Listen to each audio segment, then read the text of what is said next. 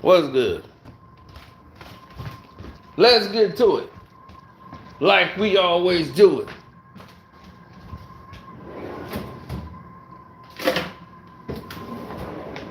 I want people to understand a few things here.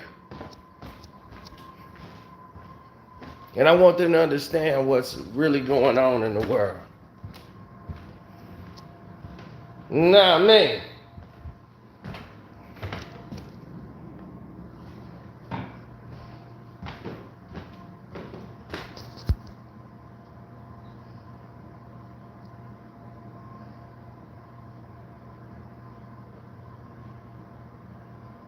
What's up, Bear? I see you. Derrick James should be fired. He should be fired immediately.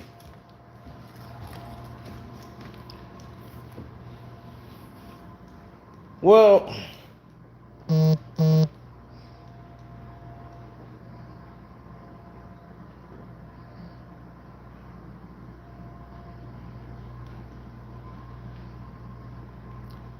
Derrick James is not Rick James. Derrick James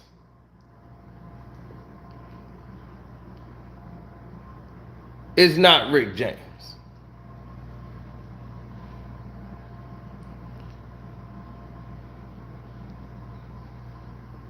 Now, this is what I wanted you guys to understand. Derrick James can only do what Derrick James knows. He can only teach you what he knows. But he's a guy that's focused on keeping himself in shape, which is nothing wrong with that. But he seems to be more focused on himself and his goals and his thing more than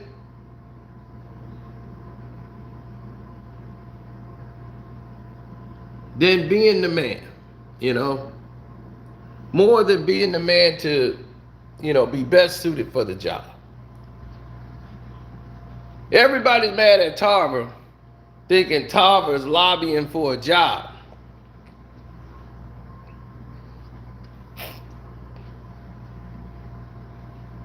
But see, this man here,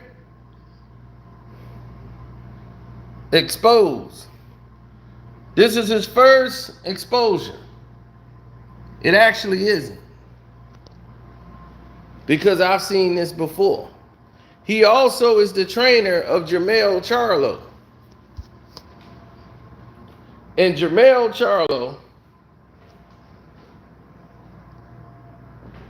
suffers from the same problem Errol Spence suffers from. Training under Derrick James. Why? Because Derrick James has also done the same things in his life.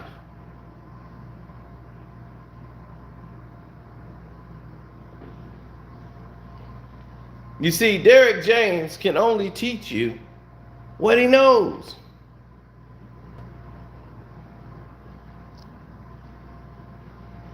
And when you are a basic trainer and you know basic things, and you can't teach the small incentives that need to be taught,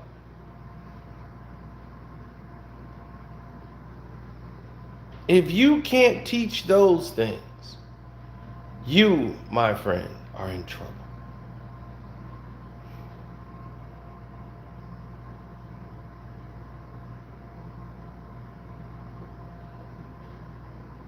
You are in trouble.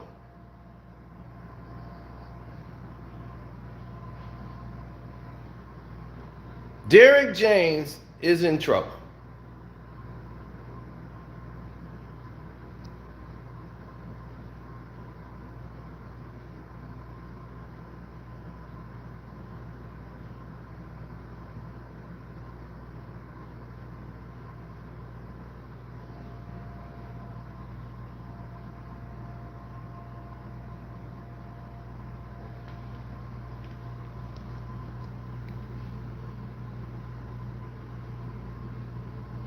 Now, when I sat there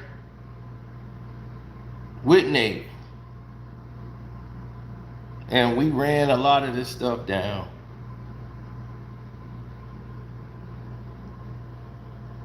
this is what I told them. I said, this is going to happen. This is going to happen this way.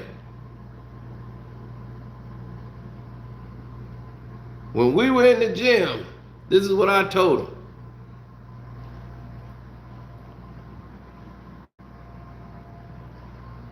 I was exhausted. You want to talk about up all night? I was just about to go to bed, sleep in the morning. And they called me and said, hey man, can you come to the gym? Imagine you about to go to bed and I got up and came all the way over there. I look exhausted. But I was clear and focused on when they was talking about this fight.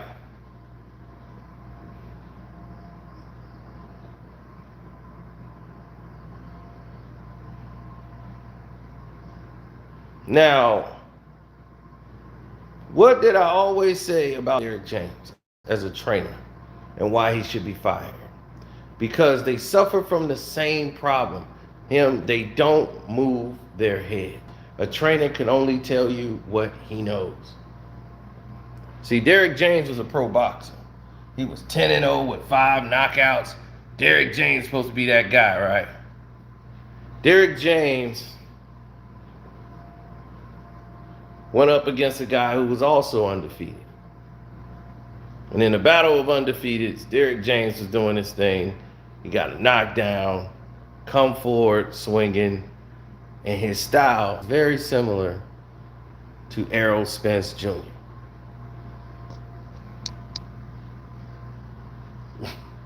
And he got caught same way, walking into a trap.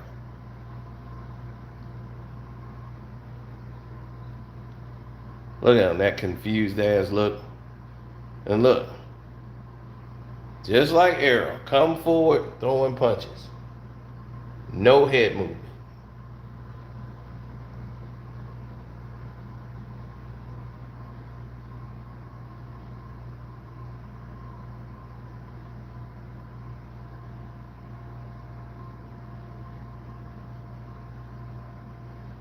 He's just trying to dip low, no head movement. He's just getting worked out in the corner. Don't know how to tie up, don't know how to use his footwork, nothing. What are you gonna teach him?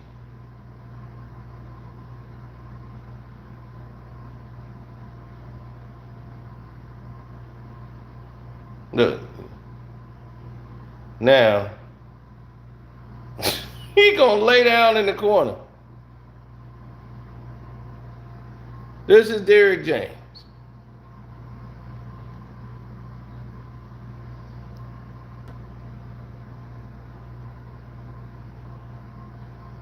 Look at this. Again, look at this. No head movement. Just throw a jab out there. Just throwing a jab. Not authoritative, nothing. Derrick James. Just throw a jab out there. Something happen. Dip low, get the shoulder, gets knocked down again. Get caught with a short shot. My man flowing all around the ring. Yeah, I'm good. Derrick James, best trainer. Wop.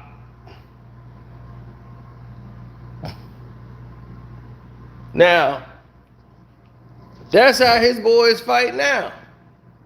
His defense is duck the body down. That's how you keep your head offline. Just duck down. Just duck, duck, duck, duck. That's Derrick James.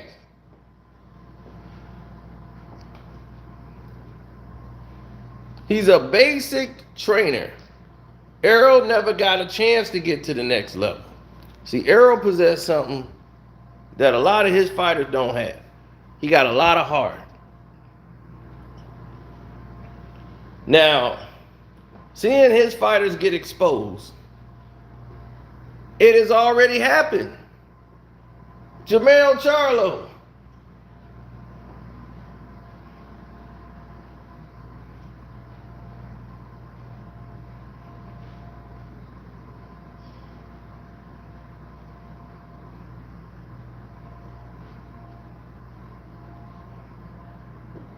Mm-hmm.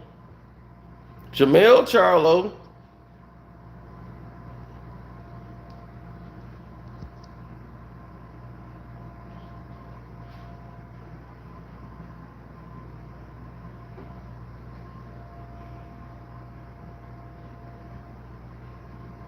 Mm-hmm.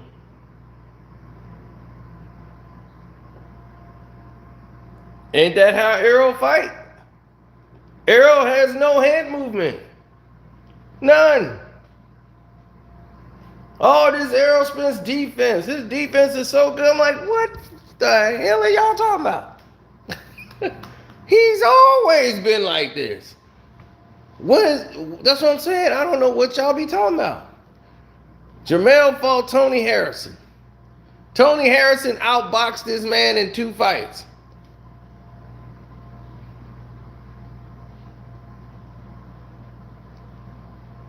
The second fight was even worse than the first fight. Before he caught him and knocked him out, he was being embarrassed. He was getting a boxing lesson.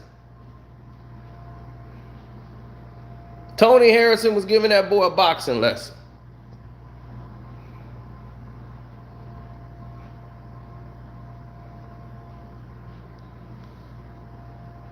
He has no movement. Tony Harrison is a boxer. He's seen guys like Jamel. They come in, telegraph everything they throw, and they throw with power. See, look at this. He just flicks a jab out there. Just throws it. Bip! And get rewarded for it with a jab. Now you want to get low. Duck. That's what they teach you. Duck. Duck. All the way down. Did we just see that? Who taught him that? His trainer. Derrick James said, get low. Duck. You get hit, just duck down. Yeah, because it was timed. When you throw something out there, it's timing. Everything you throwing, the guy can see coming. Look at Tony. He right there. Bip.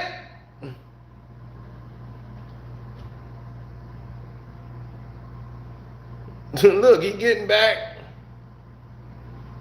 Bip. He's like, damn. He's reaching. And while he's reaching, he's teaching. Basic fighter. Skilled fighter. Derrick James training and teachings.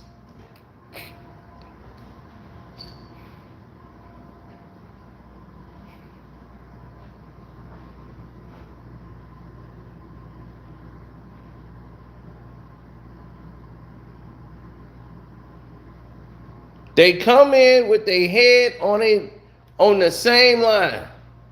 Look at them. They come in wild, throwing power. Look, hit straight in there.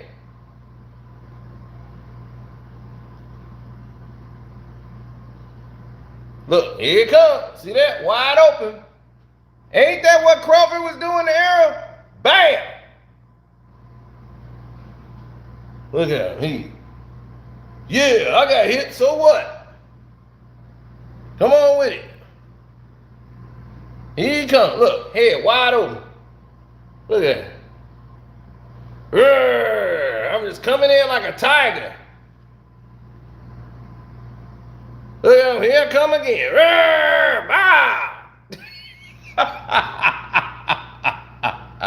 Head knocked right off. And why is that? Why is that? Because you have no head movement and you coming in thinking offense only. Fighting like you got a balled fist.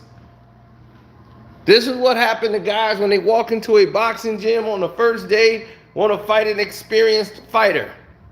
An experienced fighter will hurt you, boy.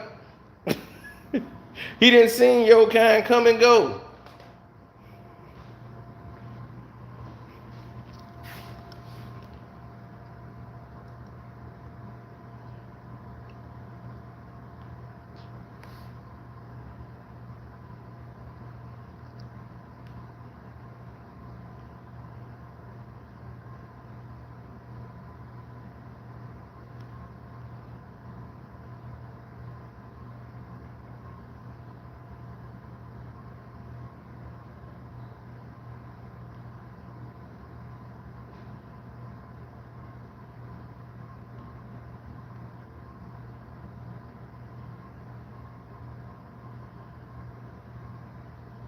Mm-hmm.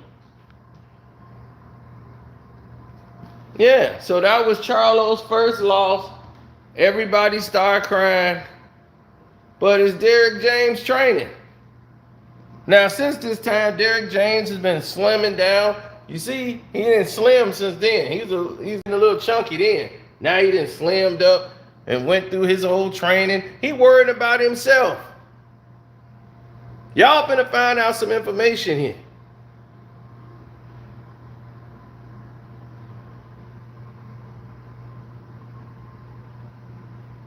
Now they talking about, yeah, it's a good match and all that. They think they got the fight. They hoping they got the fight. Derrick James was like, do we got it? Hope we got it. I know my guy got blacked up. And he telling them like, look, man, I don't know. These scorecards might not. Look, they over there praying.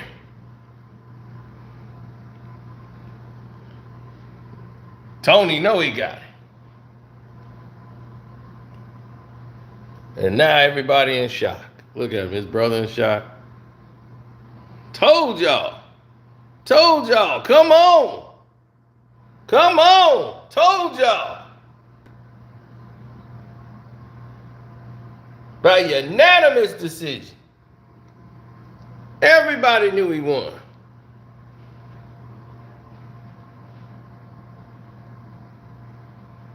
And they kept trying to tell Jamel, stay calm.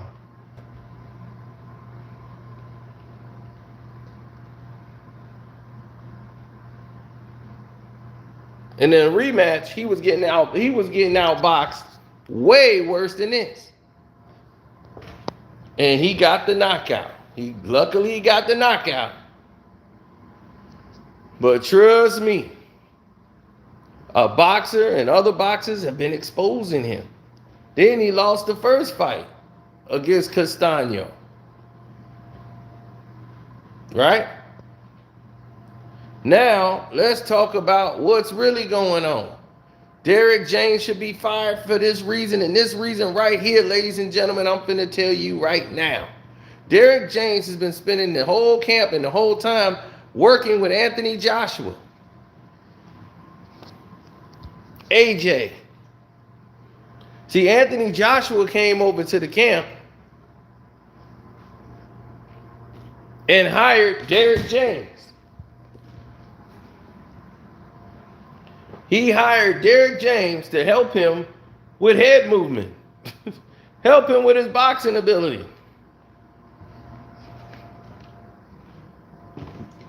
AJ is running from trainer to trainer because he don't trust what's been going on with his career.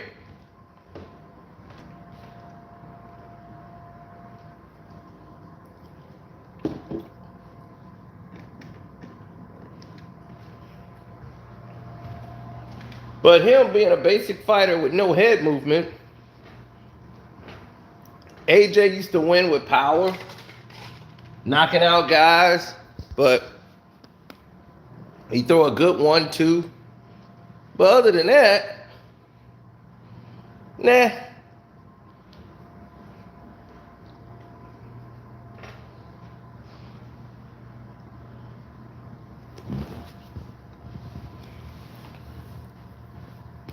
And now that they got all this testing, you see he ain't as big no more.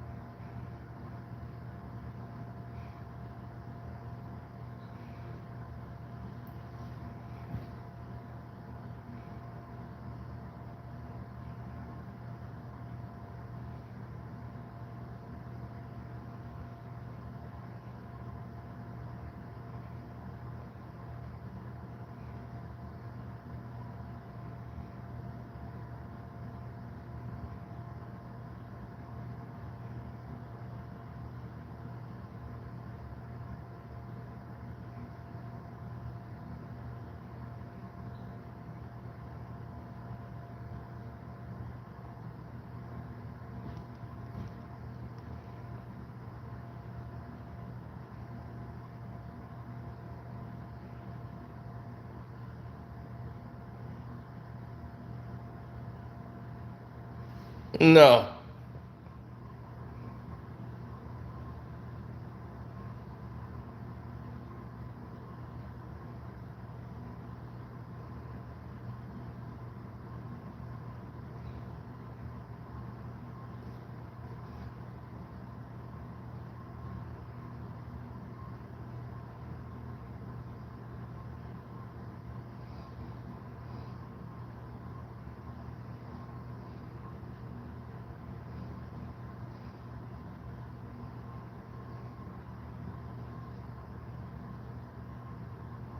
Mm-mm. It ain't nothing like that. No, Anthony Joshua, people.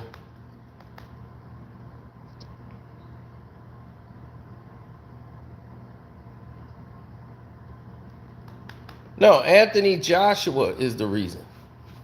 You see, when Anthony Joshua came into play, that was an entirely different situation. Anthony Joshua was in the camp. He's spending most of his time with Anthony Joshua. So that's what he's worried about. Did you notice in the post fight? You heard what he said? Yeah, after the night, I got to go to London. I remember T was right here. T just lost all this money betting on Errol Spence. He like, man, don't nobody care about your damn itinerary.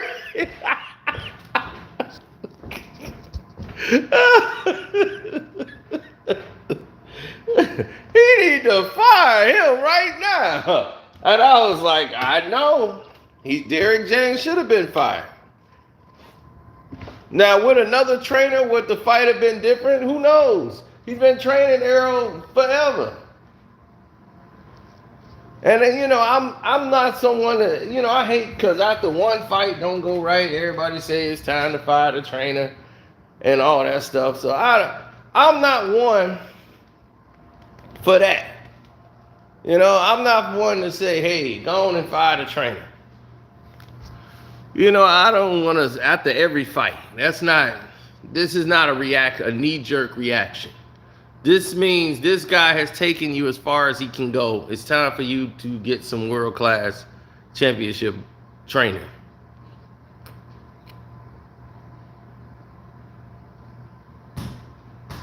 If you go back in the same fight with Derrick James as your trainer, and you ain't bring nobody in camp that can improve and show you what to do, add a new wrinkle, you coming in with just thinking you just need to put on 6-7 pounds,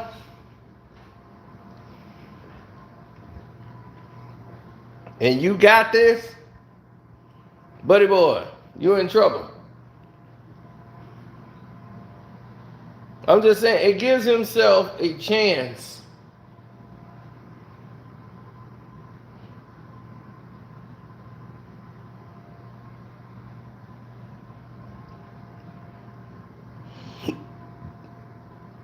It gives yourself a chance, people. That's all you really want. In this life, you want a chance.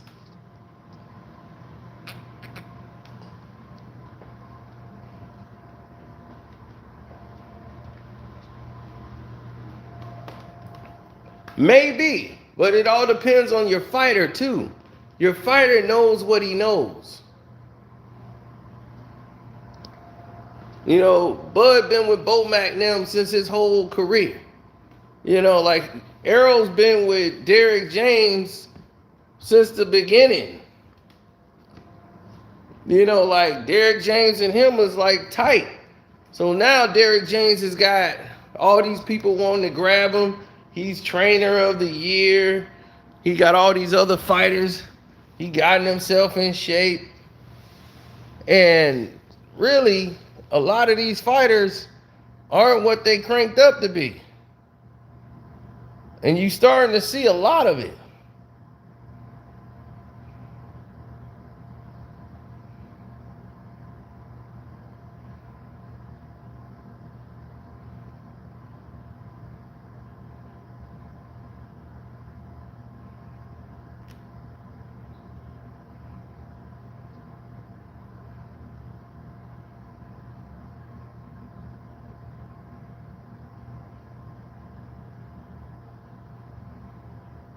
No, they don't want to see all that.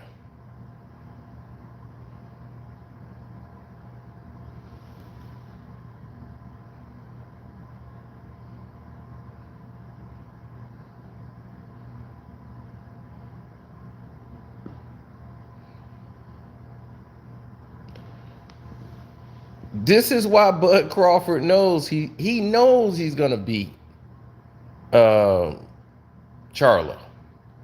They have no head movement. They have no head movement.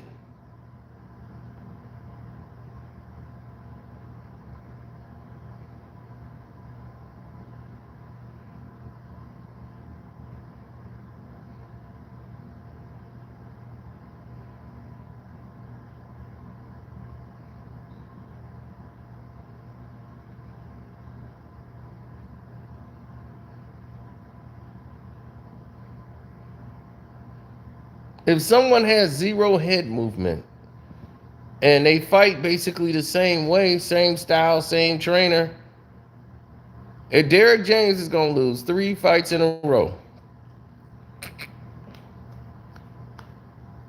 with his fighters.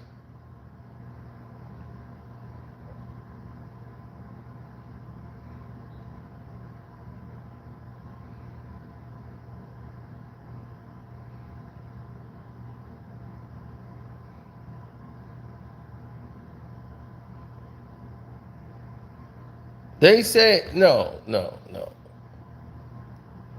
Derrick James cared too much about the BS aspect of it instead of the real aspect of it.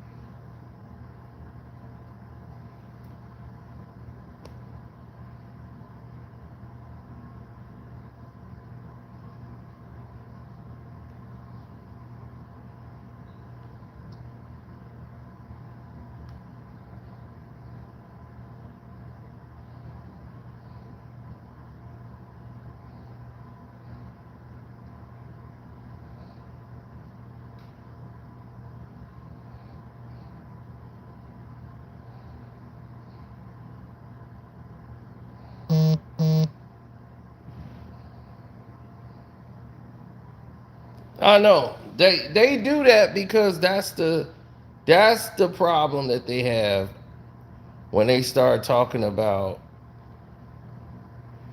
all of these things that they want to do as far as moving forward. But they really don't have a chance or a prayer in hell.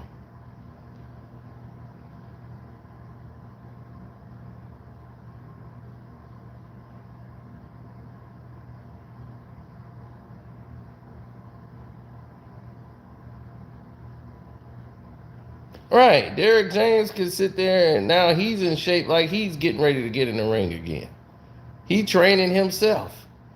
He too busy out there training him instead of working with Errol. He worrying about himself. When you have a trainer that has self-interest and his self-interest ain't about getting you the knowledge to get to the next level and he caring about what he look like.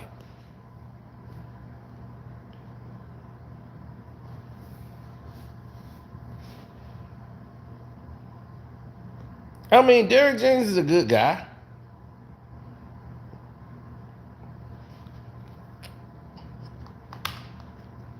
But Derrick James is a basic trainer.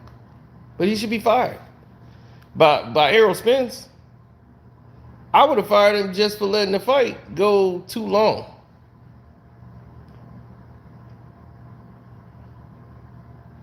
Errol took 2 more rounds of punishment that he shouldn't have had to take. Now, of course, Errol don't want the fight to stop. He'll fight right now. But just your job as the trainer to say my fighters had enough for the night. We got a rematch clause already in place. So what more are we gonna get out of this fight? After that 7th round, the fight should have been called. It shouldn't have been another round after the 7th. That should have been it.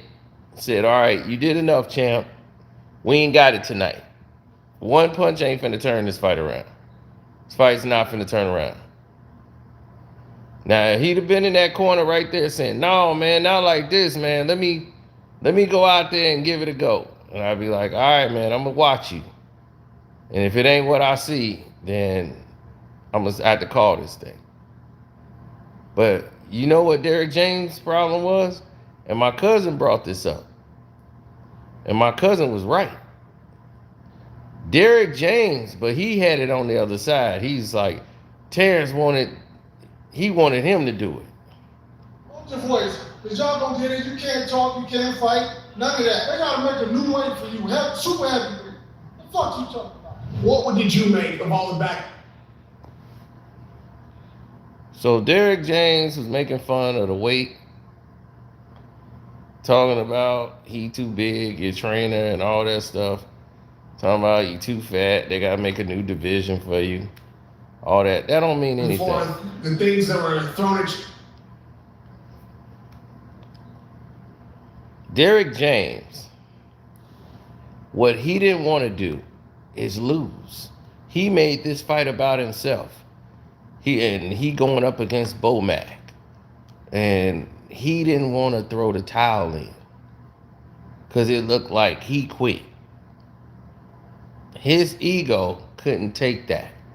See, my cousin thought Bud wanted to beat that trainer too. And Bud was carrying Errol because he wanted the trainer to quit. Not really, but the trainer wasn't going to quit. Because it was going to make him look bad as the trainer if he quit. He wanted the referee to do it. Or the doctor. He wanted them to come in and stop it rather than it be him. He didn't want it on him. And that's not what you need in your corner. If the fight is at that point, you don't even have to be an expert. You've been down 3 times. You have only won maybe the first round. One punch, you're staggering in every round. So you've already got like you're not finna win this thing on the cards. You need a knockout to win. Nothing you've shown me has ever. You haven't even buckled or hurt or got this guy's attention with any punch you've landed. Nothing has worked tonight. It's only gonna get worse. You gotta know this night's your night.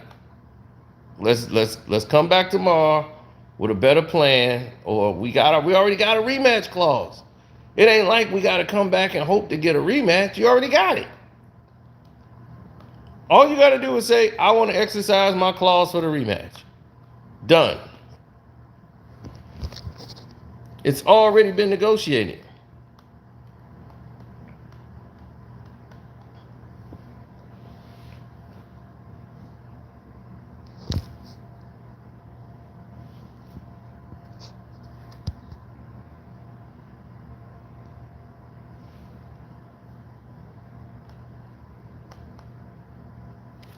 What's up, bro?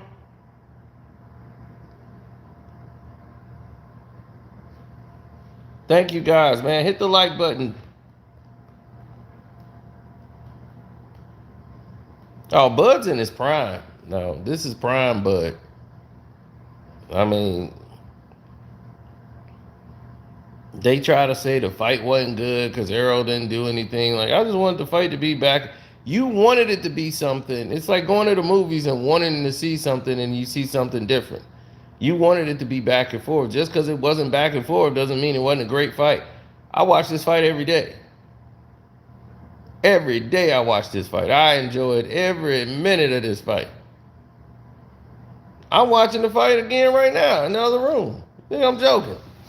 This fight stay on repeat. I kid you not. This fight stays on repeat. It does not stop. I'm on right now. Look at that. And the next fight is the main event.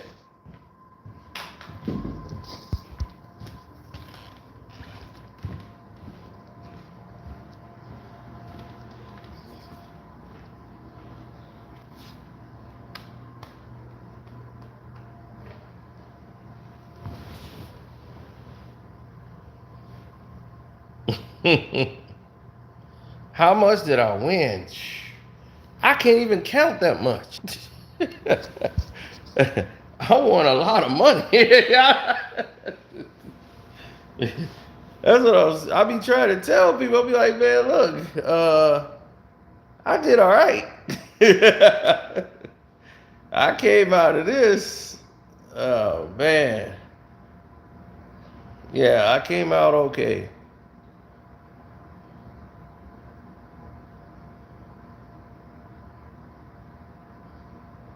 I told you, and to have my buddy here too, that what made it great. To have my buddies here, man. I ain't seen them. That was the first time they've been in my crib. Cause they from the city. So this is a bit of a drive.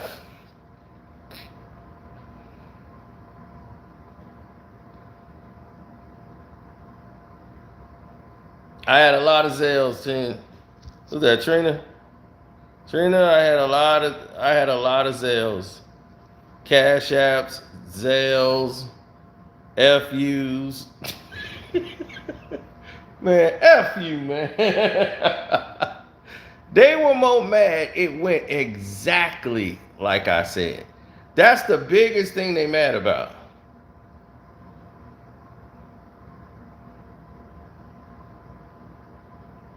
It was one of the greatest predictions in the history of boxing. Because it was the way I broke down the fight is exactly how it went down. I mean, I've done that before. I've even got the exact round. I picked 8 rounds for it to be over with. And I said, okay, they finna stop the fight after the 7th. I'm finna have the exact round. Nope. I won the over-under. I bet the under. The under was 10.5 rounds. And I said, this is it. Now I'm like, they trying to carry this fight to the over-under because this thing is not even supposed to be, this fight's over. So in the 9th, he was right back hurting him again. He said, the greatest prediction I've heard, no lie. Finally got a prediction right. I rarely get a prediction wrong. And as right now, we trying to find Q. Q is the only one that ain't paid. Q Lee, you the only one ain't paid your money. Don't hide. Q Lee has been hiding from the chat, everything. This is a shame, Q.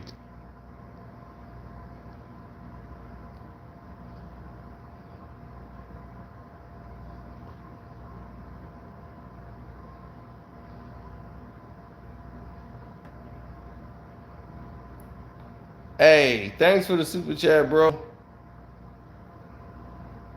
But I'm going to tell you this. He really didn't have a good first round. He was just active in the first round. He was throwing his jab out, trying to get some feelers, trying to go to the bodies. Terrence was allowing him to be comfortable, to come in. Let him seize the opportunity. So I'm watching it, and it's like people who said McGregor did great early against Floyd Mayweather. Like, oh man, McGregor's doing better than I thought. It was what Floyd was allowing him to do. Floyd wanted him to do these things. Tarver could be Errol Emmanuel Stewart, like he was with Lennox. Tarver is a fighter that didn't get hit much. Throughout his entire career, Tarver really didn't take a lot of punishment.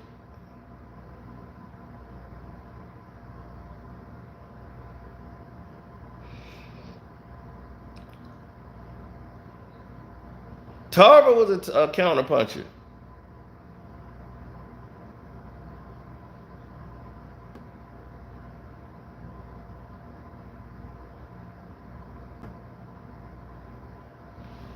And if he catch you right, you ain't gonna be the same again.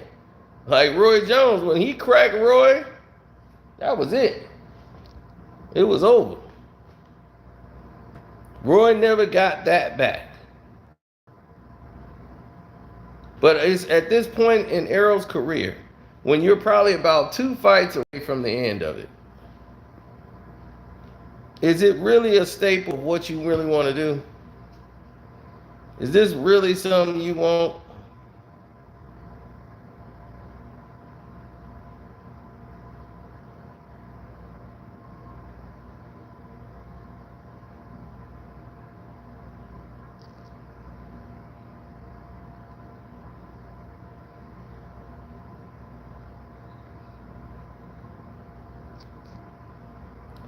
You said, why was his eyes so tight? He probably was high.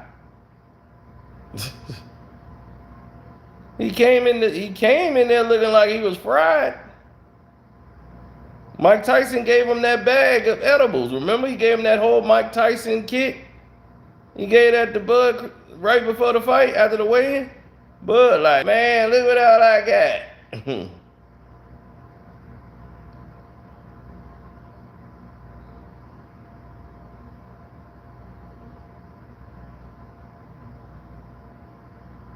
Now, Stephen A. Smith is doing anything he can.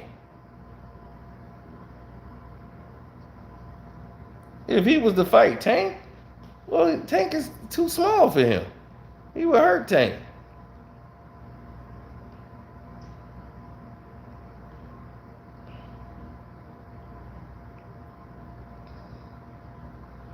I'm not saying he got high before the fight. I'm just saying he looked like he high. He probably had just woke up and came to the fight.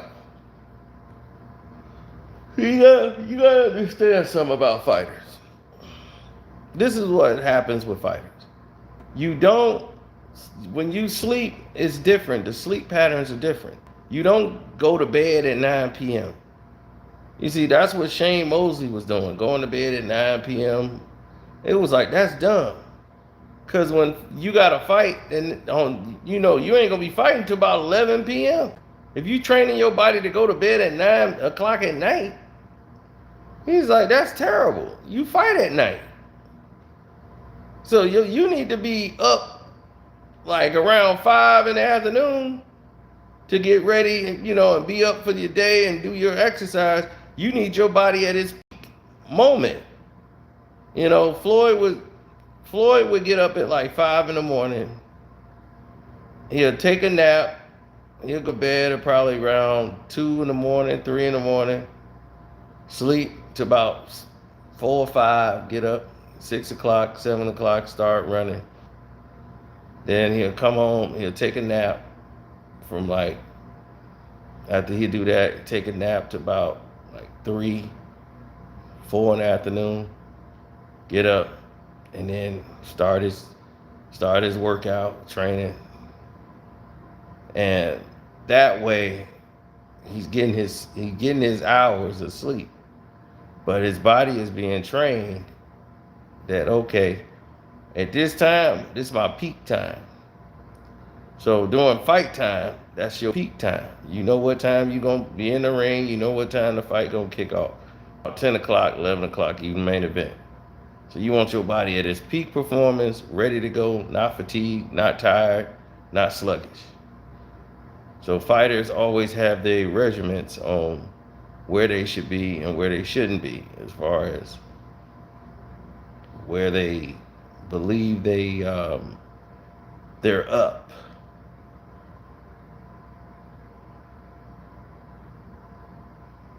Young fighters don't normally worry about that.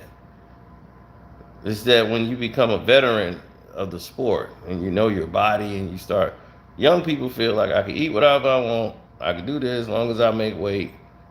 But when you are a professional and you get to that level where you've done this so many times, you've been in the ring so many times, you've sweated it out so many times, and you did everything right, you in there, it's a whole different experience. It's a different experience. It's a different world.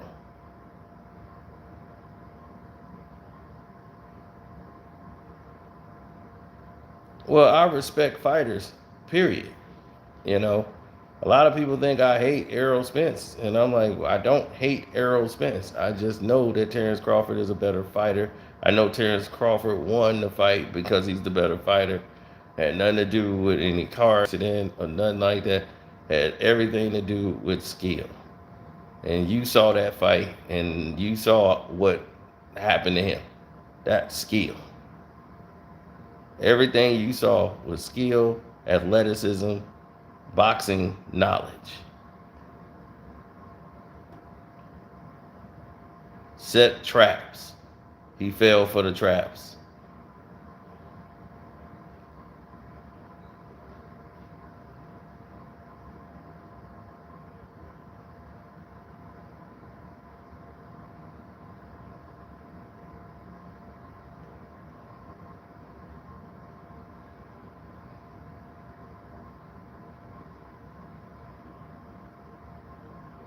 Yeah, I told you, I watched both of them as amateurs.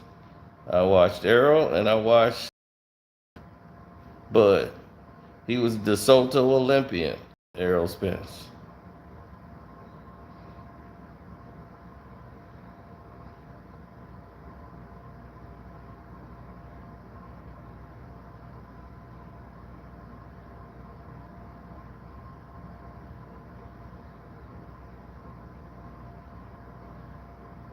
He wanted this fight.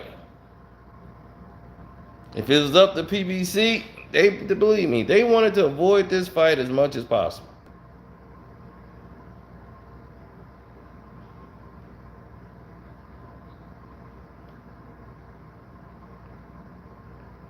Now, all of a sudden, you saw what he did to Ugas' eye in his last fight. Broke the man over the bone. Nobody said nothing about no car accident. Nobody said anything about no brain damage, no neurological nothing. Nobody had anything to say.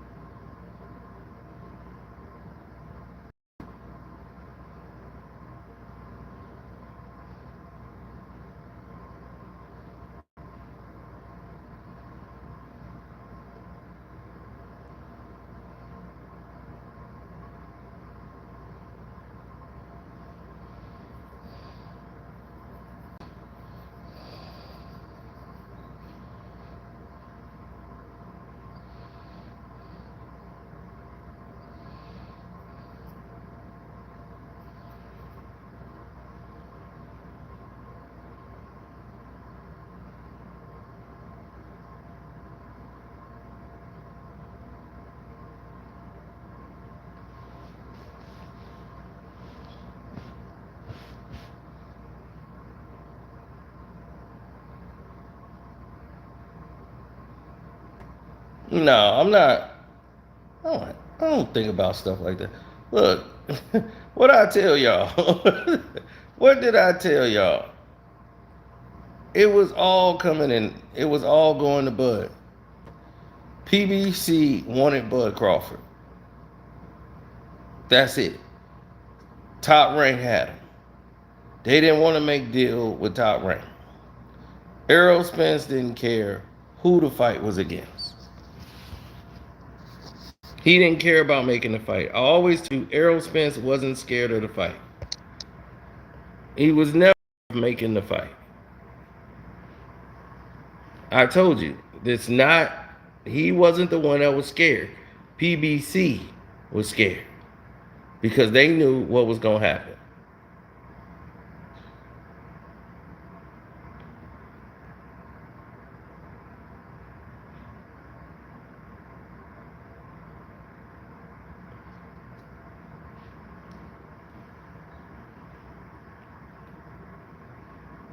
I'm going to tell you right now, Derrick James is only doing what he can do.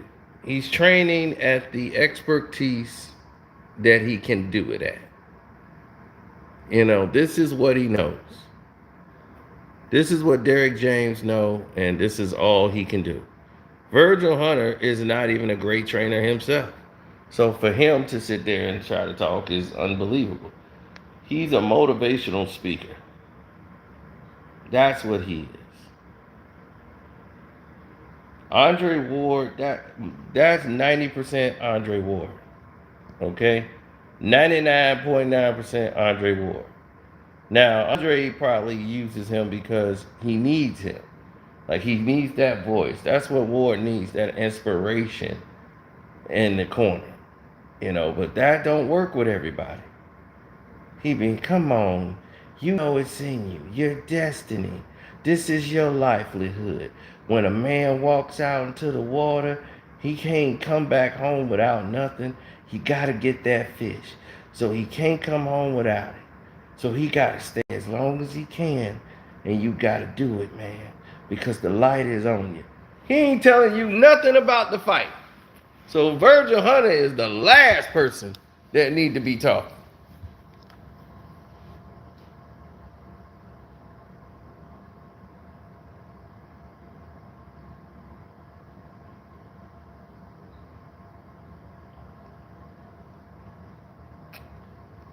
You know how many times Roger Mayweather should have got trainer of the year? Because his fighter was Floyd Mayweather. And they counted that against him like, man, Floyd's just Floyd. That ain't you, Roger.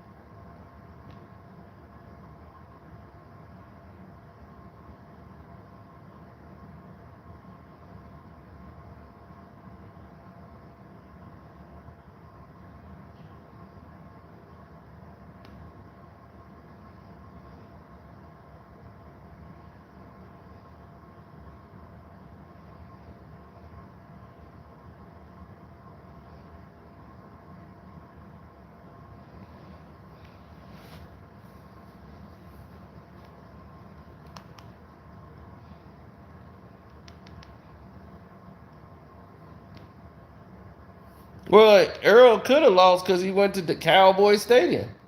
He went to Cowboy Stadium and that messed him up.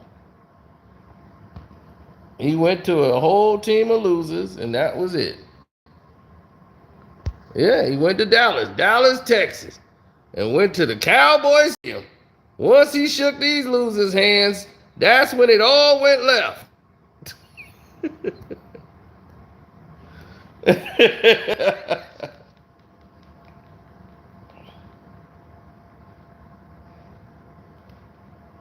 Yeah, you got Pollard and all them in there. That's why it went left.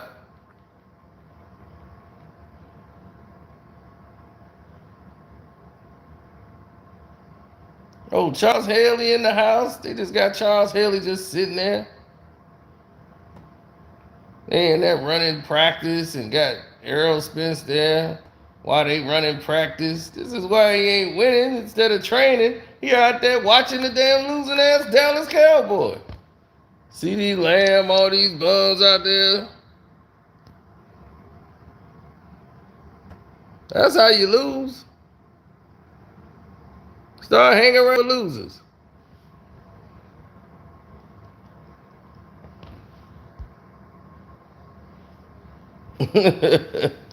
Oh, he said, where's his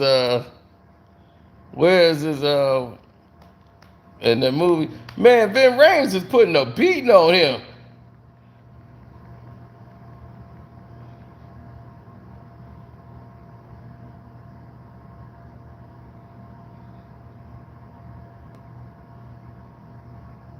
They were trying to say this was based off a fight that Mike Tyson had while in jail. And they basing it off Mike Tyson, off an alleged fight Tyson had in jail. And it was some guy who was undefeated in the prisons. And he ended up fighting Mike Tyson. And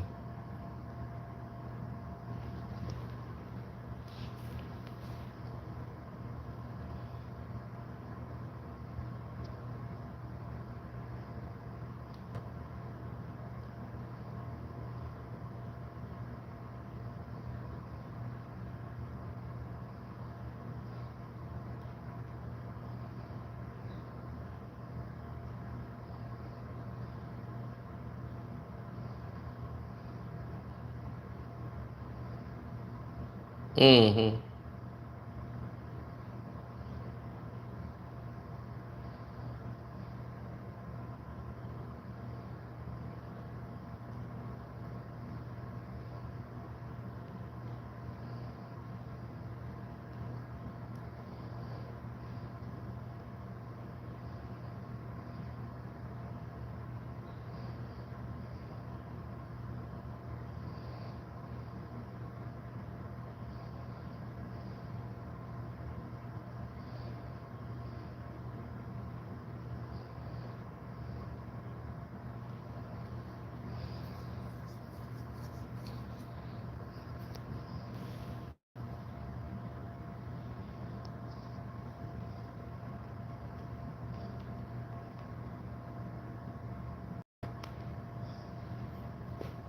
Man, this is nuts.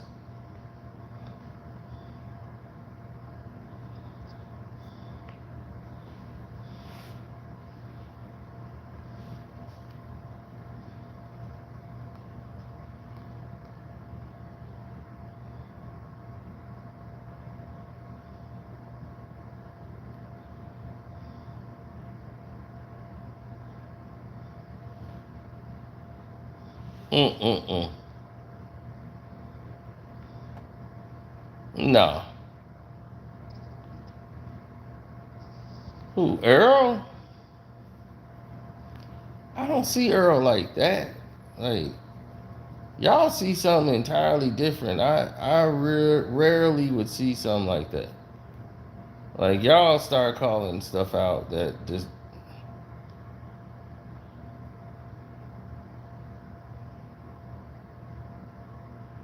no, not for me. Like, for me, it's different.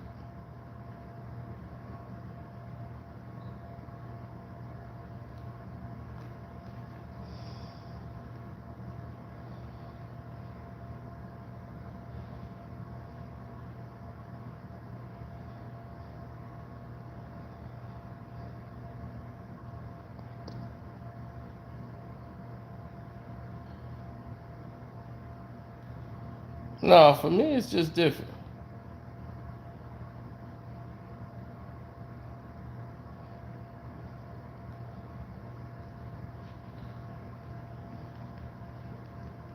Oh, yeah, Charlo's next. Charlo gets stopped because he's too hard headed. He gonna keep coming in full speed ahead. They work hard when it's time for.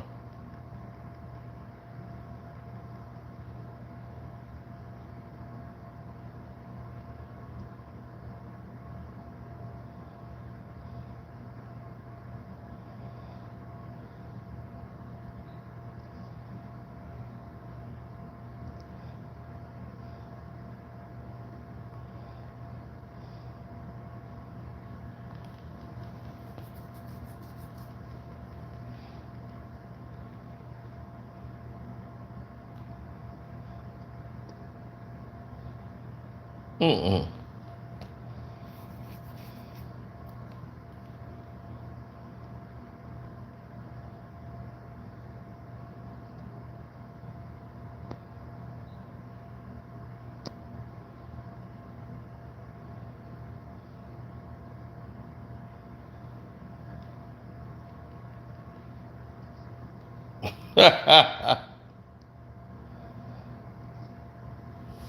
No, I don't know if he should fire him, but everybody else should fire.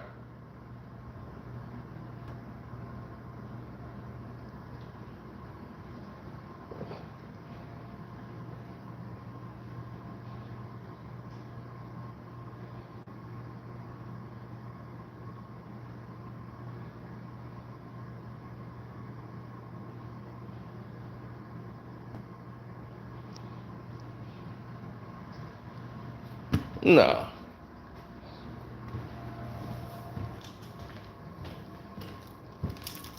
What the hell? System reboot? I don't know. Automatic restart? Want to get inside? Don't restart nothing.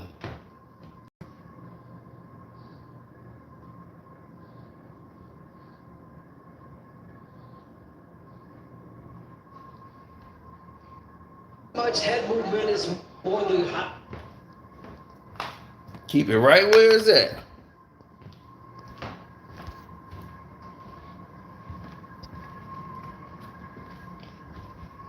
No, I never felt like that, man. Like I tell you, I feel different than anybody on the planet when it comes to these type of things. I feel that if it's meant to be, it's meant to be. It's almost like people are looking for something to change by them coming up with excuses. It don't even matter no more. Fight's done. Fight's in the books. You're harping on it, ain't finna change nothing. I just got a new garage door open.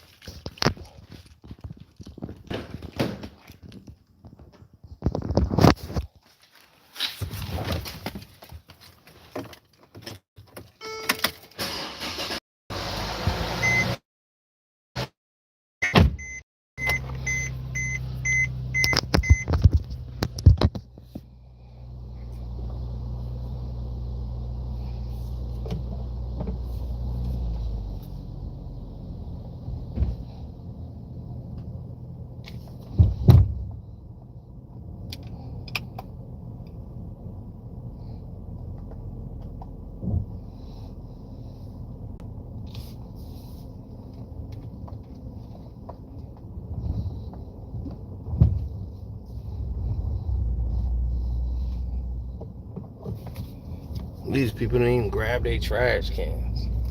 Where they do that at? Well, you have all these different people coming in, right? And you start to try to add things up and put it in your own perspective, your own words. Derrick James, for everything that you've seen, and I've shown you here on this film, should be fired. There is no ifs or buts about it. He should be terminated. If I'm Errol Spence, I say thank you, Derrick James, but I feel like in the rematch, I need to do something different. I can't lie to myself and make myself believe it's the weight.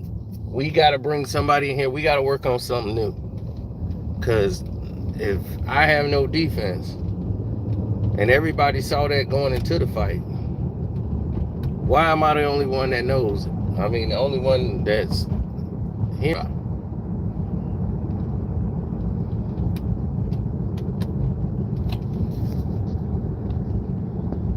Defense is not the reason how he won fights. Errol was never a defensive fighter, setting too many traps. He was the stronger guy who was breaking people down, and that's what they love to see. Sean Porter explained it the best way.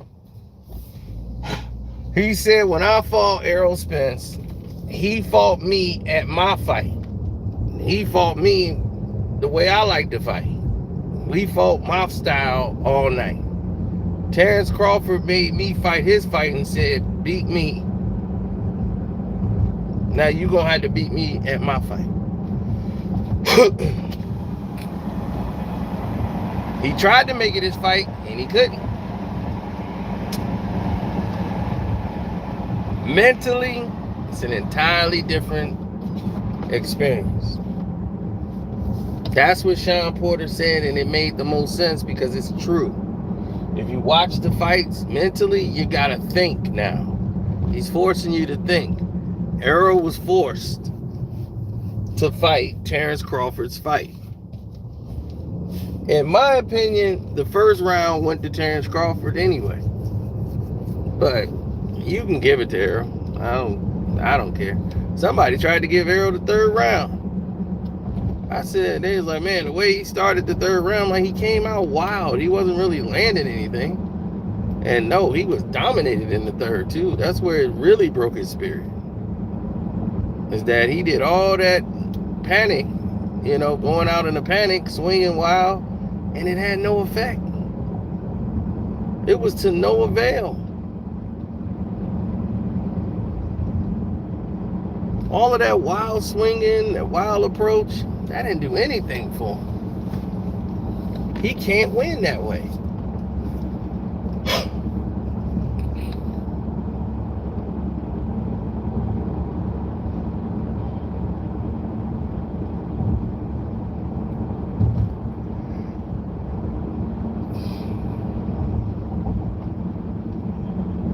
The best chance he got of winning, not fighting at all.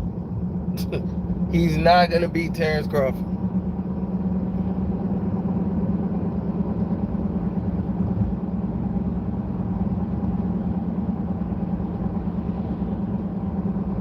A lot of people said, well, you know, I saw this one guy thinks that he can win. Like Sean Porter. They said Sean Porter said he can win in a rematch. He's PBC. Alright? He's still trying to keep that friendship. There's no way in hell he's gonna win the fight. Or have a chance to win this fight. That's done. That ship didn't sail. Are you willing to put your money on that?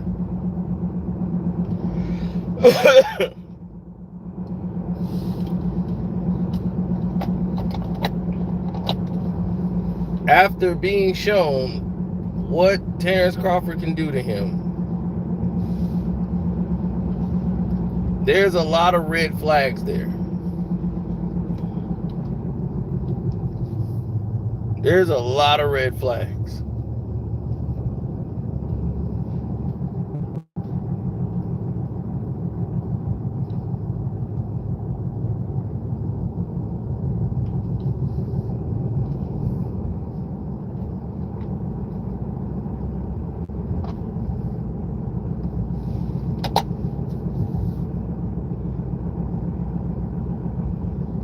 Well, when you think about it in its totality, it is what it is.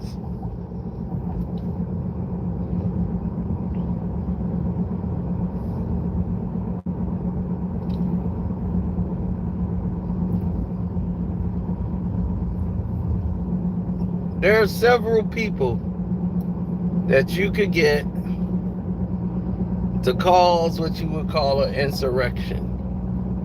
Or you would call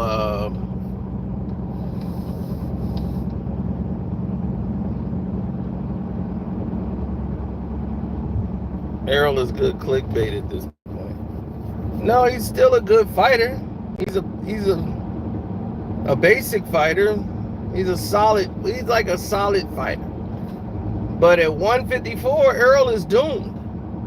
At this weight class, ain't nobody for you to fight. He's gonna have to fight other welterweights coming up to 154. He got to fight a small 154. This is where he started his career, and it wasn't going well.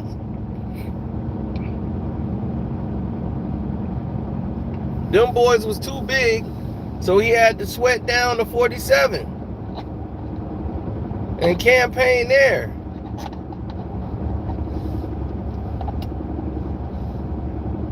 But when you've been like lazying it around and getting all fat and then trying to make weight once you know, start training camp,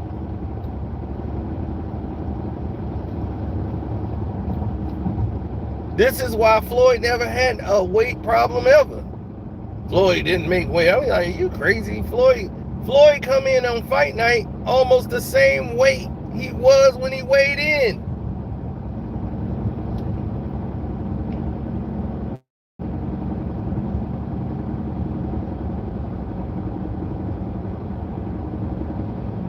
It's called discipline.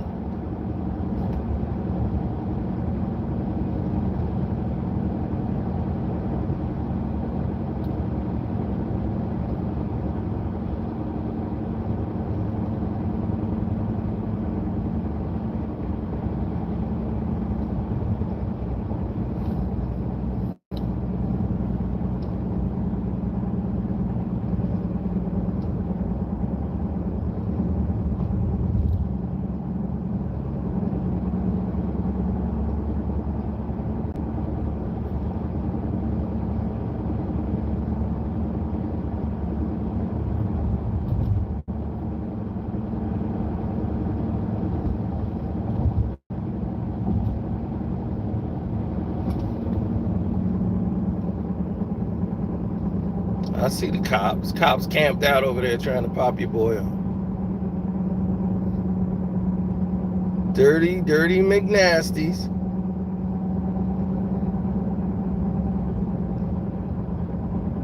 Dirty, filthy McNasties.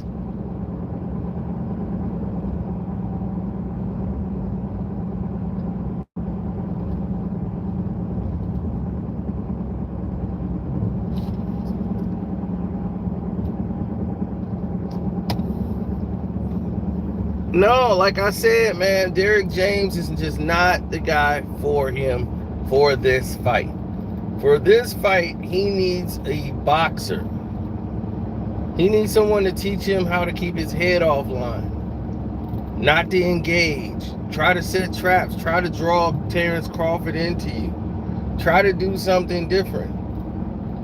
If you come in there trying to do this style, you keep your head on the line, you're falling for everything. He was a fish on the hook. He literally was a fish on the hook. There's nothing he can do.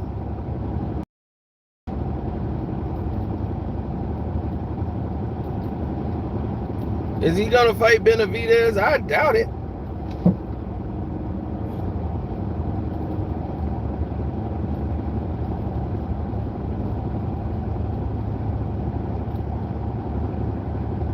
Errol did Sugar Ray. He shoulda. Well, I don't know what he said about Sugar Ray, but shoot, Sugar Ray was trying to molest the man. So I know glad that he got away from him.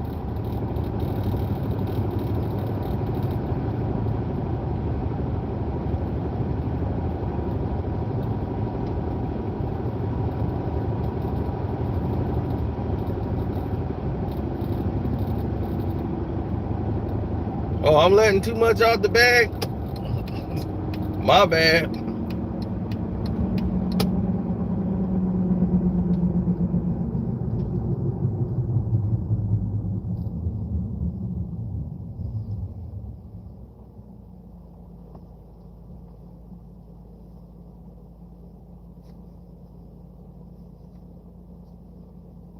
Let me just say this. When Errol was first starting to come up, and he beat Kell Brook, right? His number one fan, and I mean just number one that he loved so much, was Sugar Ray Leonard's number one fan he was the number one fan of Errol Spence. He made sure he was around Errol Spence every minute, every second, every day. He wouldn't miss it for the world. Every chance he want to hug him and grab on him. Errol, he reminds me of me. He keep grabbing on him. I'm like, dude, why you keep grabbing? That's a grown man. It got more weirder. He was just popping up at events and he'd go grab Errol Spence and hug Errol. Like, Errol, like, look, man, I got a baby on the way. Why did man keep grabbing me every time he see me like I'm his son? Man, dog, y'all think this is a joke. Man, we done talked about this way back when, man. Trust me. And then next thing you know, you ain't see Sugar Ray around Errol no more.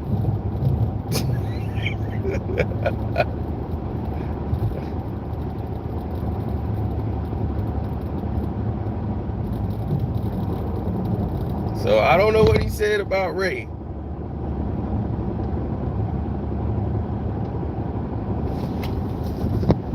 But shoot. What did he say, trainer? All you gotta do is go back to them fights.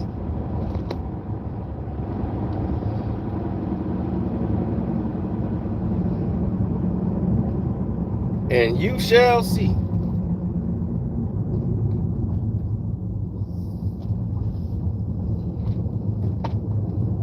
I might have to tell y'all that on the Patreon. You thought the Patreon was hot today. I got everybody freaking out over Suge Knight and Malika Andrews. They like, I can't believe this.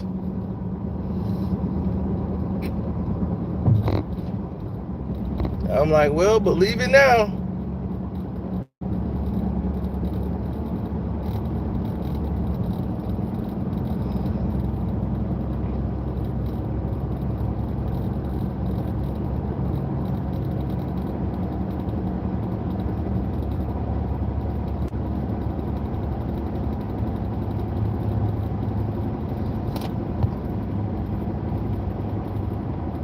Oh no, Nicholas, it's not like that.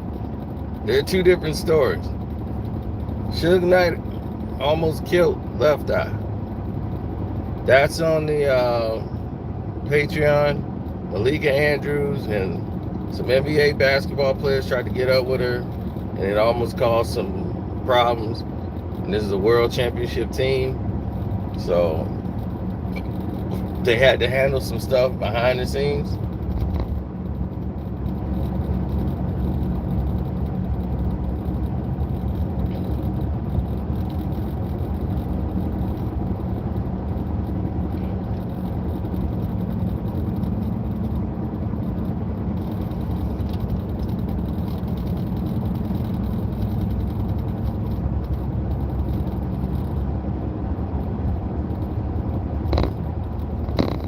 Yeah, all right, Malika Andrews is going to the prison to be on the waiting list to see Suge Knight. That'll be funny. Yeah, so that's on the Patreon. That's burning up the Patreon right now. People never even heard these stories, and they're just dying out, just like in shock right now.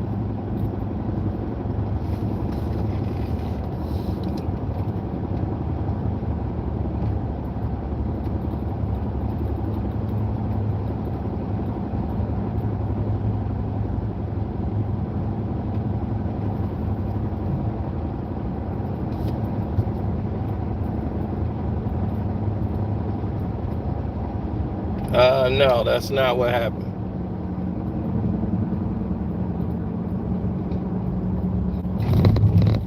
That's not where it went down at. You gotta go to the Casino for Life Patreon and see that.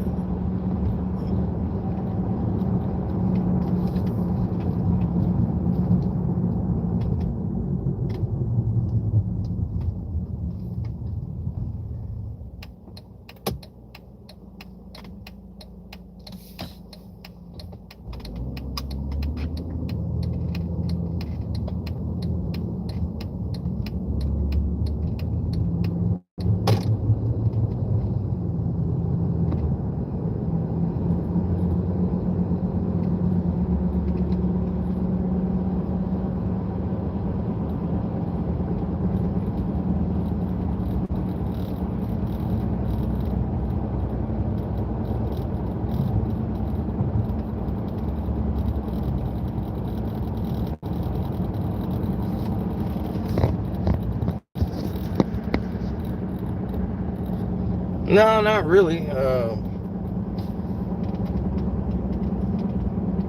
It's about having people that know the game. Like Derrick James is a good guy, but he probably didn't pick up a lot. There's certain tidbits you have, and it's not, you got to have the right fighter.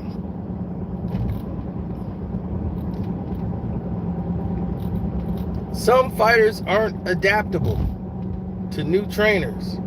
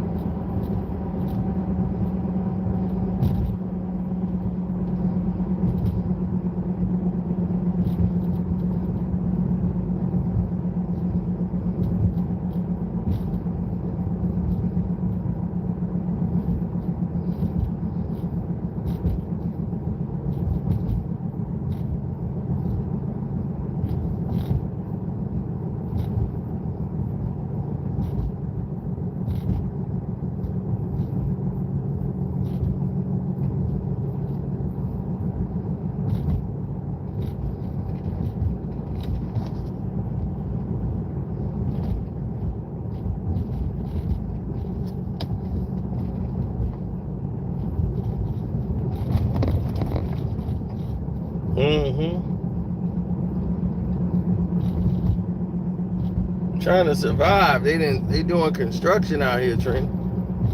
They didn't cut off these roads, the whole nine. It's goofy as hell, though.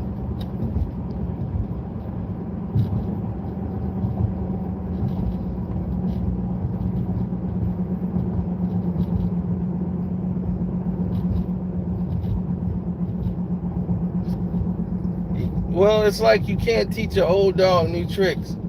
And everybody got a plan. In boxing, I see it the most. They'll try all the new stuff they've been working on in the camp. Because every trainer got a new wrinkle to try out. And once they try the wrinkle and the wrinkle don't work,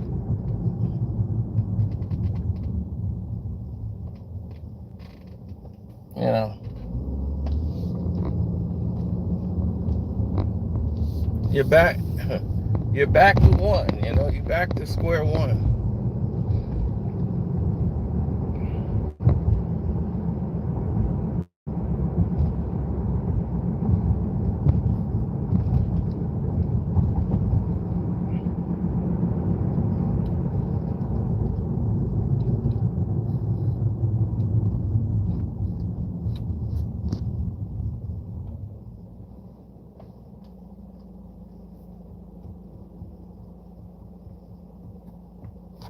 Anybody could be a boxing trainer.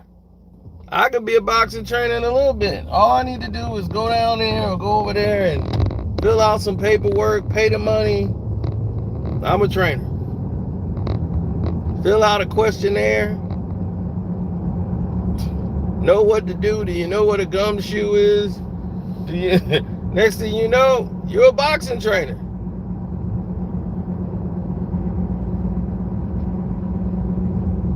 Hell, I had to work the corner before. For an amateur fight, I wasn't even supposed to be working the corner. I'm like, man, I ain't supposed to be in no corner.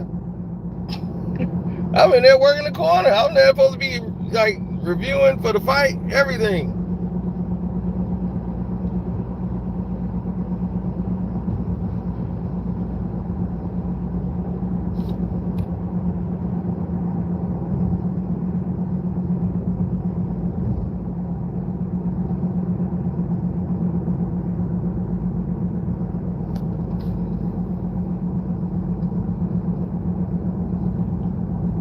Sean is a judge.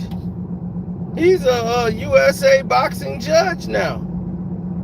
All he did was renew his license, put in some hours. He went and took some classes. Less than a couple months, Sean's already got about 400 fights in. Judging. Now, if he becomes an official judge, all y'all in trouble.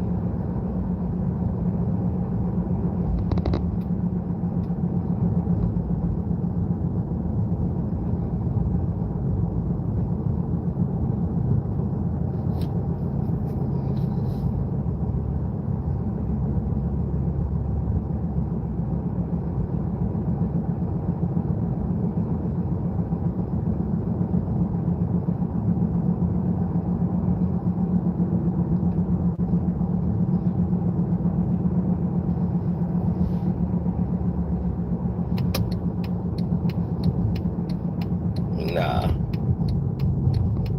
Mostly all these people around now, they have no idea. Like these people don't care about any of that stuff, man.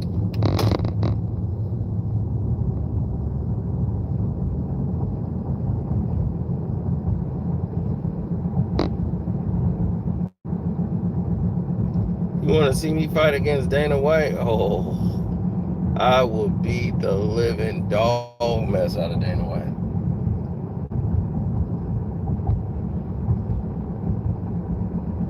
He can jack up and take what he wants. If you want to do MMA, we'll do MMA. If you want to do boxing, we'll do boxing. I will kick his ass in anything he do.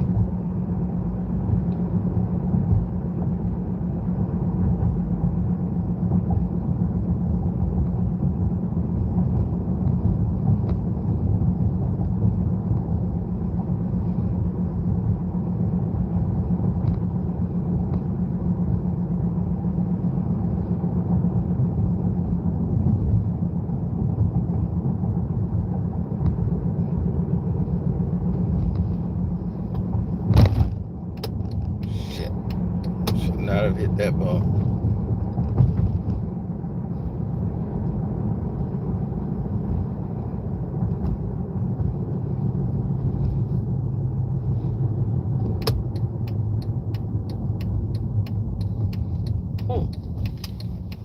Alright. There's some people here to see me.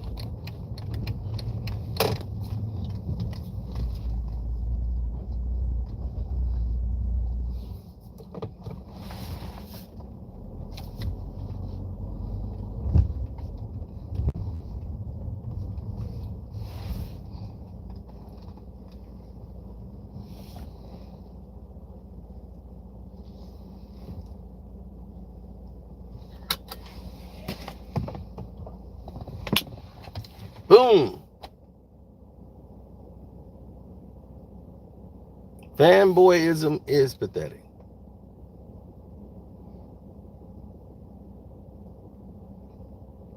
But I'm a roll, so don't forget, shouts out to Kwame Brown Bus Life. He's back going live. Shouts out to Kwame Brown Bus Life.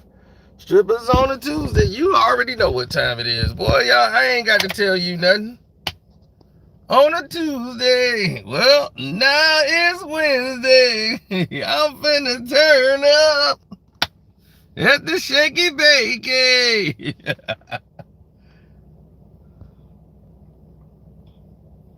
Finna get my Paul Pierce on. The Saino in the building. Welcome to HDTV. Let me bring this in here.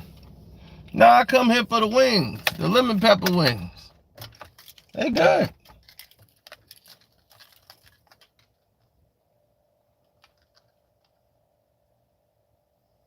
I'll see y'all on the Patreon. Deuces.